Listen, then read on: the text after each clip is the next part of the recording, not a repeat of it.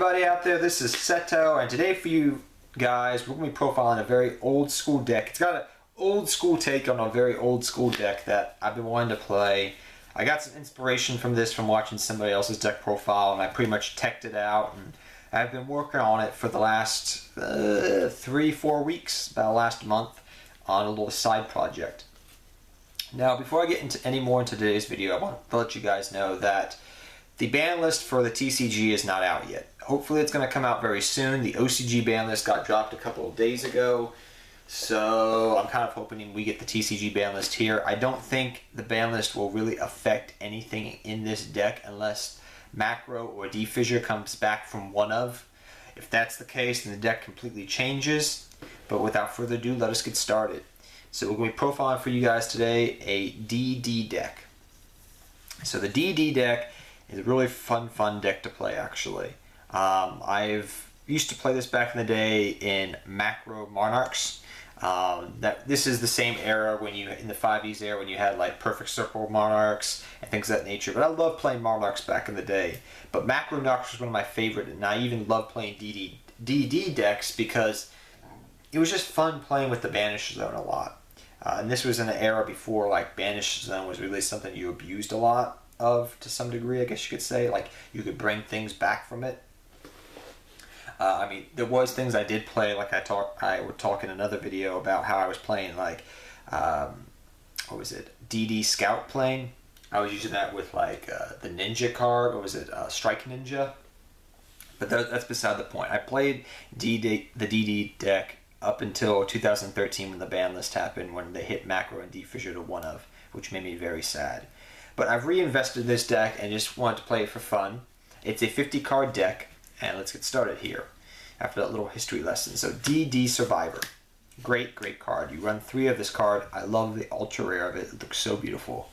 But it states, if this face-up card on your side of the field is removed from play, this card is special summoned to the owner's side of the field during the end phase. So it helps go for tribute fodder and just being a generic beat stick. We also do run, because it's a DD deck, even though this is a little bit better. I wanted a light attribute because we do run BLS in the deck just in case for other power plays. We do run one DD Warrior Lady. Good spot removal if you play GOAT format, you know what she does. The fact that she's a light target helps with BLS. So I do like her as a one of because it's with the lore of the deck, but she's also very useful too as well. So she works well with these here. We also run DD Scout Plane. This card is another thing of tribute fodder. This will be your main tribute fodder. This is just your beat sticks that can be tribute fodder, but this is really good. This is your main tribute fodder for Caius and going for synchro plays and whatnot. So DD Scout Plane, if you don't know what this does, if this card is removed from play, special summon this card in face-up attack position on your side of the field during the end phase of this turn. So if it gets banished from the field, or it gets banished in general, you bring it back. If you have Allure of Darkness and you banish it during the end phase after you activate Allure of Darkness, this will come back in attack position. It sucks it doesn't go to defense position, but that's still okay. So DD Scout Plane, very good card. Helps you with Allure of Darkness stuff to get pluses off Allure to some degree. Overall, very good. Next we run 3 Banisher of Radiant. Good card. Now we do run some cards to make this card and this card right here I'm about to show you, Banisher of Light. Now you would say these cards are really bad. This has 2000 defense and 100 attack, 16 attack that can easily get over and things of that nature. We run Moon Mirror Shield because Moon Mirror Shield equipped with one of these, good times. Very good times. It causes problems with your opponent because their main way of getting out of these cards is to run them over. But when they have Moon Mirror Shield equipped to them, dear gosh, are they going to have a very hard time. So the Banisher, it's pretty much walking macro for defensive positions. It's a good first turn because if they don't run over it first turn, you can be like, okay, flip it up, banish everything, and now I can go off. Or Banisher the Radiance, you just go Banisher the Radiance, equip Moon Mirror Shield. Good, go right ahead and start knocking them down because it's really good that way. So 3 Banisher and 1 Banisher of the Light. Next we run 3 green Maju Daiza. We run 3 of this guy. This is your beater of the deck. This is your big beater, alright? Because depending upon how many monsters you have banished, or how many cards, excuse me, you have banished, this card's attack and defense are equal to the number of removed from play cards times 400. So for each card that you have removed, it gains 400 attack. So Paw of Dual, if you activate Paw of Desires, this is a 4,000 beater that you can normal summon. Sounds good to me! So if you literally get Paw of Desires and this in your opening hand, it's a 2-card combo. Activate Desires, banish 10, draw 2, normal summon Green Maju Daiza, you have a 4,000 beater, do have an answer.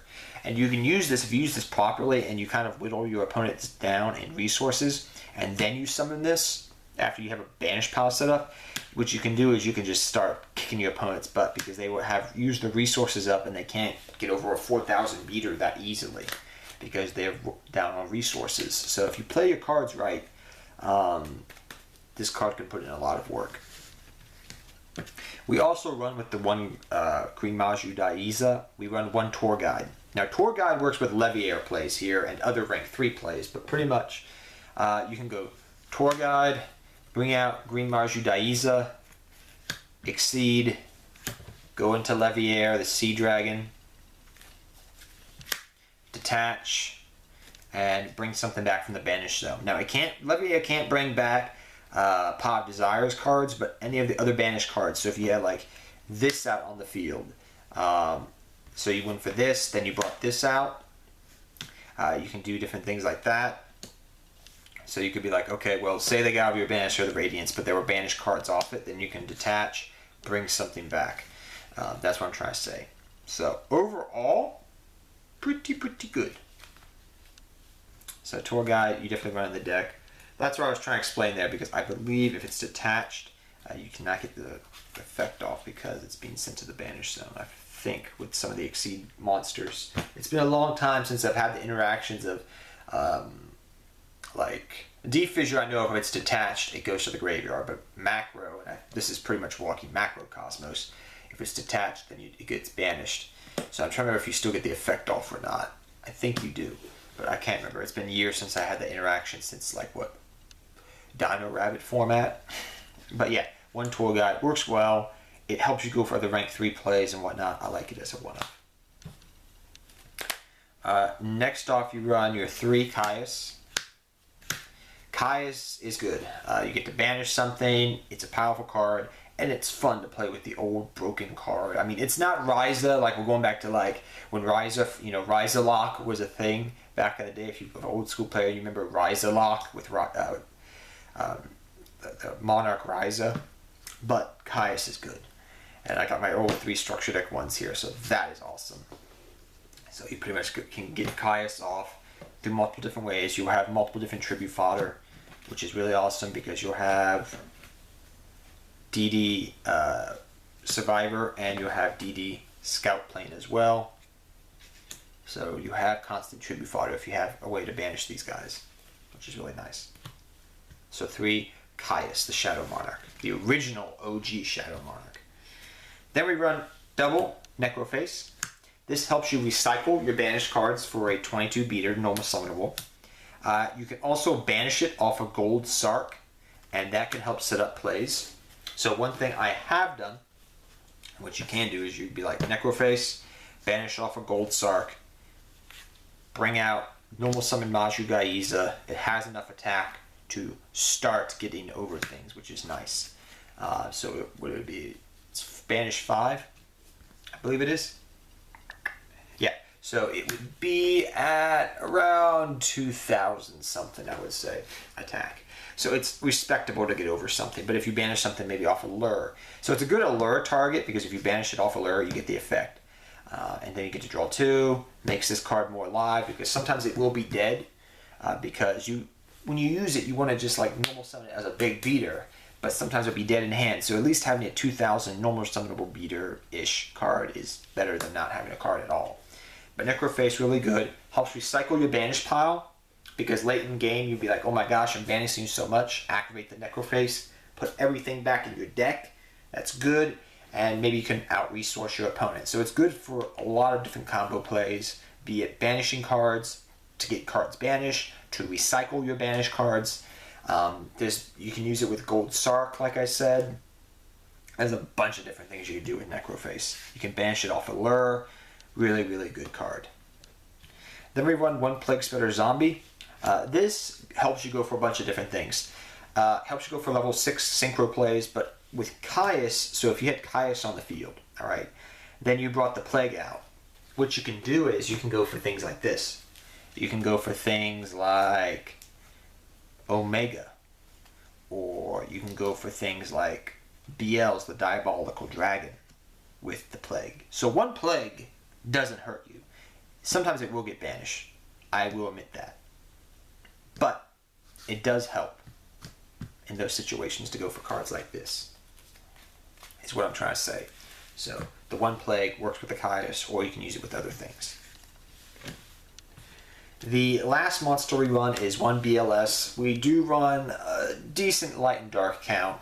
And granted, BLS you won't use it every game, but you have a whole bunch of darks. You have 5 light cards, 4 which should be if they're destroyed, they will go to the graveyard, like Banisher the Light and Banisher the Radiance. When they're destroyed, and I remember this old ruling, they are sent to the graveyard. They are not banished themselves, making BLS live more. So that works out. Or if you want to you don't activate DD Warrior's latest effect and just send it to the graveyard instead of banishing something, you're setting up for your BLS play too. So yeah, one BLS, it's a good backup plan and it does work. Then for your spell cards, you run your 3 Pot of Desires, and people are going to say, oh, such a bad card, oh my gosh. Listen, you want to banish cards in this deck, people. You want to banish cards. You really do, and you need the draw power. And like I said, you're using Green Maju Daiza. You want a 4,000 beat stick off of this plus draw 2? That's a 2-card combo. You get a 4,000 beater, normal summonable, and you get to draw 2 cards. Sounds good to me. Maybe not Zoo broken or True Draco broken, but good. So 3 Pot of Desires. Great, great card in this deck. In certain decks, I will agree with you. You do not run Desires. In this deck, you run your 3 Desires.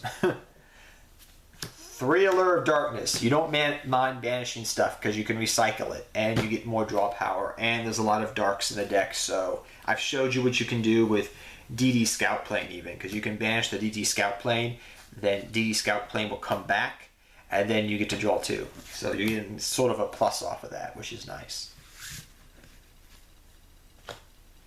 Your 3 Gold Sark, like I said, you can banish your DD Scout Plane. You can banish, where is that thing? You can banish your Necroface. So you can do things like that, or you can just search out a card you need, like a macro, a D-Fish, or whatever the case may be, a card you need for your combos. So after saying that, yeah, great card. You definitely want to run your 3 Gold Sark. Pot of Acquisitiveness. This is a card I'm testing out. Now, I do like it in the deck because you can target your opponent's banished monsters. So say you have 1 banished monster and your opponent has 2 banished monsters. You can shuffle those cards that they have in their banished zone back to their deck and draw 1 card. It's okay. I like it as a 1 of right now. I've been testing that as 1 of, but right now I'm testing it as a 2 of. So I've tried 1. I liked it. I'm trying 2. We'll see what it goes. The thing is, you can't bring things off Desires back. So if you banished cards off Pot of Desires, you could not recycle it with this. But it's still a good card as a 2 of, and I'm just testing it right now as a 2 of. Next we run Double Moon Mirror Shield. Like I said, even if this gets banished, that's fine. It's just nice to have, because the problem this deck will have is, yeah, it has the Green Maju Daiza to get over big things, but to set up for Green Maju Daiza, you need to get these banished monsters going. Like you need to start banishing stuff right away. And so when you're equipping it to things like Banisher of the Radiance, and then you're equipping it to things like, well, just about anything really, but also Banisher of the Light, you're causing a thing where it's going to be harder for your opponent to get over when this is equipped too. So if you just open this opening turn and you have a decent hand, that's a great hand. Unless your opponent's got a way to pop this, it's a very good opening hand. So double Moon Mirror Shield. Rhoda, because you can search your DD Warrior Lady and your DD Survivor. You can search these two out. Thin your deck. Upstart Goblin, consistency. Regeki, blowing up the field. Simple as that. Your 1D Fissure and your 1 Macrocosmos. Please bring these back to more than one of. Like, please, Konami. In the OCG, these have been at 3 of the entire time. So, I don't know what the heck Konami's been doing on this. Please bring these back to 2 at least. I'd be very happy. Or at least bring D Fissure back to 2 of. Like, come on. I miss using the Banish Zone like as an anti-meta strategy. I really, really do. But that's just me. So your Macro and D Fissure. 3 Paleozoic Deinonychus. You pitch things, you banish your opponent's cards. It makes this card more live too. Makes Acquisitiveness more live as well, I should mention. But you can pitch dead cards out of your hand, get them to the graveyard like your Plague Spreader or whatever the case may be. And if you have your things up in field like your Radiance, you can banish those cards instead. So if you have your so say I have this on the field already, then I activate this, well, the card's going to get banished, so that's great. One thing I've seen people do before, and I tried it out, but I just, it didn't work for me, is you can run Totally Awesome, which is a card you can try out in the deck. It's something that I am running as a one-of in the deck at the moment. But, yeah, it does work out, but because you can bring them back and then go for that. But most of the time I find them getting banished. So though I was trying out Totally Awesome in the deck earlier, I found out it just wasn't working. It wasn't coming together. It wasn't working properly. Like, one would get banished, the other one would be one engraved, and there was only like one out of maybe 10, 15 duels I would possibly want to go for a frog, but I already had game on board and I was going to kill them anyways, so because of like Banisher of the Radiance being on the field or something of that nature. So you can run Totally Awesome as a one-of in the deck, but you're not going to go for it that much, I found.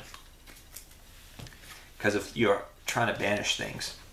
So that's just my opinion, so that's why I cut Toad from the deck. Next you run 2 Lose 1 turns. It's a great, great card in this deck. You don't need to run 3 of this, but 2 of, yeah, run it as a 2 of. It really, really helps the deck out. Then we run, because really you're not special summoning too much, and if you are special summoning, so say I'm going this, and then I bring back, so say I activate Allure of Darkness, and I banish, where is it?